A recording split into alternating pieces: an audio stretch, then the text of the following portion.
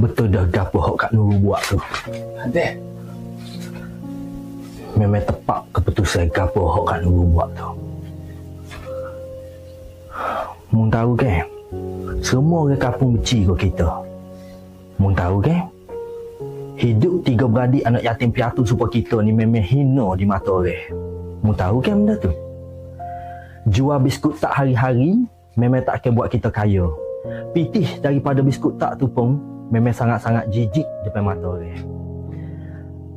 Jadi gapo hak Kak Nurul membuat hari ni, aku rasa memang sangat-sangat bagus, sangat-sangat layak dah.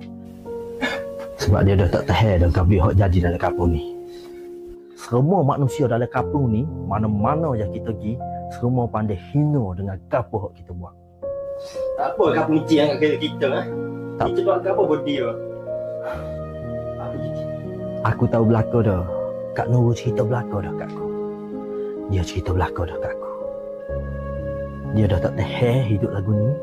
Dia dah tak tahan kena hina. Dia dah tak tahan menderita. Kena pandai jijik dengan masyarakat. Kita tiga beradik yatim piatu ni memang jijik orang kelih. Menapok gapo tangan aku ni. Okey tu kan. Menapok dak Gabriel cetung dua putih lagu ni. Kita tak ke biar ke orang hina keluarga kita lagi. Gabriel orang kampung buat kau kita tiga beradik, dia akan terima gapo dia buat. Dia boleh buat, kita pun boleh buat lebih lagi daripada tu. Ni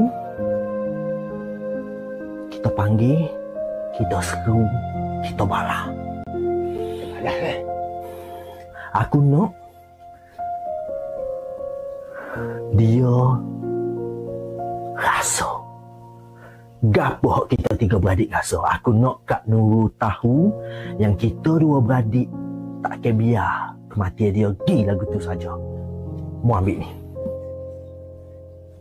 Biar pandai maksud dia. Kak, kita ada balang. Kita ada balang untuk Kak. Semua apa bawa Kakak ni.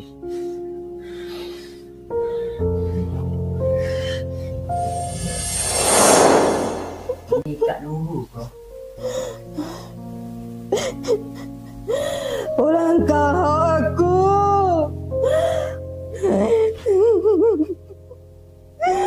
Pulangkah aku. Mohon maaflah padaku. Kak Nurul, kita orang minta maaf. Kita orang tahu kita orang banyak salah Kak Nurul. Kita orang tak bayar duit COD Kak